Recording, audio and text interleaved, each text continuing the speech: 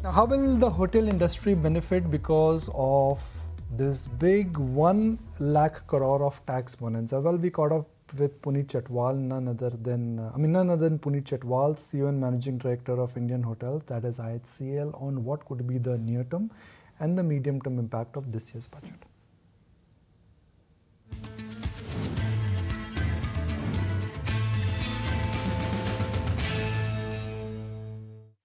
The money is not so much that is going to change your lifestyle completely, but definitely you can satisfy your wanderlust and you can go and try things which you were maybe hesitant in doing so. And I think it's a very, very good boost to the consumption sector. And I personally believe that a part of the hospitality and food and beverage space is an integral part of consumption sector today and not discretionary what it used to be maybe 10, 20 years ago. But the entire hotel sector is going through, I won't use the word boom time, but it is going through interesting and encouraging time. Can this encouragement, because of this kind of a government push, translate into boom? Well, this is one of the important factors, but for me the most important factor has been the infrastructure spend that the government has incurred in the previous years.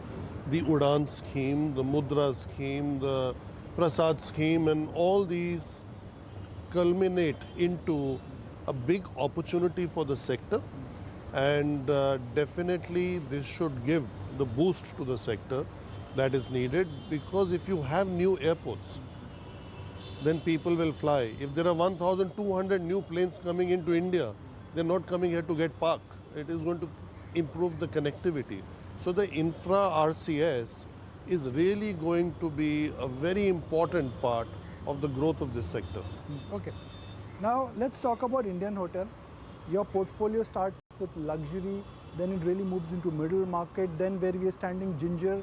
This is affordable, good. I mean, how would you classify Ginger? Affordable luxury or entry level at a good price? It's just absolute phenomenal value for money in great locations and absolutely clean product, ready to compete anywhere in the world. We are India centric, but this product you can actually lift it and place it anywhere in the world, would work as wonderfully as it works here. Okay, so let's affordable entry level hotel where the average rates are anywhere between 5,000 to 8,000 per room night. That's correct. Can I say the biggest delta for the industry and for the hotel sector would be felt in this particular brand, which is the Ginger brand? Absolutely, also for us. So if you look at our standalone average rates, which include one or the other Ginger, is around 20,000, and the average for Ginger is around 5,000. So this would be an absolute entry level versus a Vivanta or a Gateway or a Selections or even the newly launched Tree of Life. In the Indian hospitality sector now, what is luxury and what is affordability? How is the trend changing? See, luxury is timeless. Luxury is there to stay. Luxury is not going away, especially when so many people are entering into the top class in India, given that India has become the number 5 financial power, and hopefully next year itself, number 4, and by 2027, number 3. So obviously the number of people entering into the top tier is a lot. And for them, luxury is absolutely a conditio sine qua non. Or also for people coming from outside of India to do business in India. For people who are visiting India, we are not like a mass tourism nation.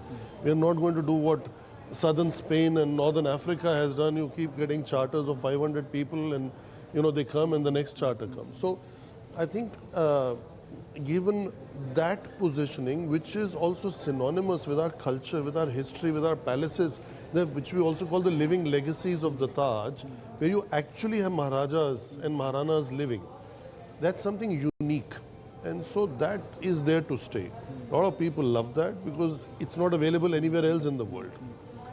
Having said that, the growing middle class also will make sure, whether through consumption or through the growth of the middle class or the higher middle class, that hospitality in mid-scale and upper mid-scale is going to experience a boom that it has never seen before. So in the budget, there was a specific mention of spiritual destination. There was specific mention towards tourism. Is that good enough to reignite a lot of things in the sector? I think, first of all, we have to be gracious and thankful that the kind of mention tourism got, I have not seen it in my 7 years before. So I think that is the starting point. The most important point that the Honorable Finance Minister said in her speech was in collaboration with the state governments, because the land is going to come from the states. So I think getting the land, the permissions, and if it is coupled with those 50 new destinations with infrastructure status, then it will really accelerate the pace of hotel development in these new destinations. Not everybody is, sitting on a cash reserve. So the sector is labor intensive and capital intensive, and the infra status enables some form of moratoriums, a longer payback period for the property, and a cheaper interest maybe by 100 basis points or so.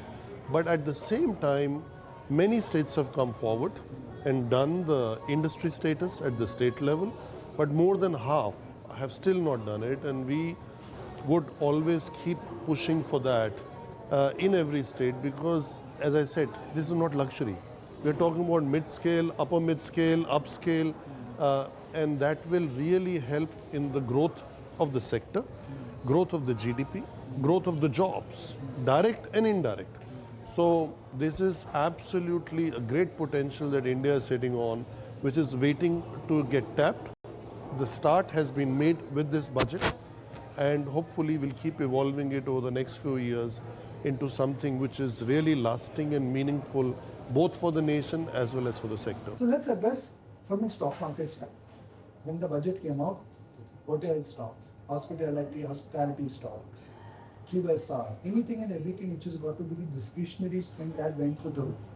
So markets are assuming that this budget will have a multiplier effect, both in terms of demand and also in terms of profitability. Is that assumption by and large incorrect or correct? I would say that the tax reform is for the hotel sector a little bit cherry on the cake. The demand is outpacing supply. There is no way that supply is going to catch up, at least in the next 3-4 quarters, with the demand. My personal view is the next 10 quarters, demand will continue to outpace supply by next 10 quarters by 300-400 basis points. This is because your pre-budget view or post-budget view? Pre-budget view. Okay. And with that now we got this a boost through the consumption. The reason is very simple, Nikunj. I've mentioned it many times. The change in the infrastructure. Today we have a Bharat Mandapam. It can hold an event from 3,000 to 5,000 people. Same is Yashobhumi. Same is, a very large center in Mumbai with Jio. So in these cities, nothing has come up really in terms of new supply in the heart of the city. Maybe in the suburbs, Navi Mumbai, for example, or maybe in Noida. But Lutyens Delhi still has those very famous, iconic hotels which were there 10 years ago, which were there 5 years ago, and which are there today. So your proximity to Pragati Maidan or to Dwarka is really ideal from, SP Marg or from that heart of Delhi, from the what you call the diplomatic area. And that is not going to change because the connectivity is also through the metro. So I remember when the German Chancellor was there, we created one evening in Yashobhumi where we took everyone with the metro to Yashobhumi. So I think this kind of a change with the possibility of doing an event for 1,000, 2,000, 3,000, 5,000 people in an evening, and if 10% or 20% of them need rooms, your Delhi is full. If there is an event happening in Jio, then Mumbai within 5 square kilometers of Jio is also full. If there is a Coldplay happening in DY Patil, then everything around Navi Mumbai is full. Maybe it's only 2 days or so, but you get a lot of good basis for occupancy, for rates, which help you sail through. And this is not going to change in the short term, in my opinion. Now, for Taj to move its needle, I'm talking about not Taj, but for Indian hotels to move its needle, how much experimentation are we likely to see? Cumin is an experiment. Ama is an experiment. I would say ginger at some point in time was an experiment. What could move the needle for Indian hotel in next 3 years by at least 10%? What we have done is in the homestay with Ama, with cumin, and we call it the cuminization of ginger, because every ginger is having all-day dining in terms of cumin. And Tree of Life, which we just acquired in the middle of Jan, the 55% stake in the Tree of Life brand. So if we can scale up these brands very fast, we not only create a 10% impact, we can create 30-40% impact, because the guidance that we have given is that our new businesses, all these are part of new businesses, will grow anything north of 30. Yes. And the current trend is more in the direction of 38 to 40. Okay. So 38 to 40% compounded annual growth on the top line is something which is like wonderful, because we have been doing this on a capital light model. So maybe we have some operating leases with revenue share, but we have not actually invested any capital in these brands. So I think this is the beauty.